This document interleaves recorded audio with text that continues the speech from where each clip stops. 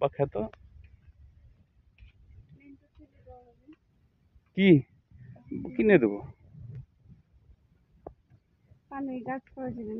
পানের গাছ বললেই দিয়ে দেবে, আমার লোক আছে।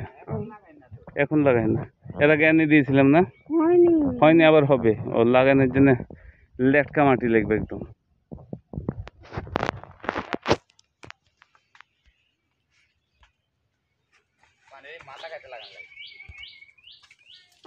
এই পাতাগুলো বড় বড় ভিতরে ঢুকে যায়, আরো বেশি ভালো লাগবে। এটা নেই সুজা, এই সুজা বড় বড় পাতা নিচের দিকে।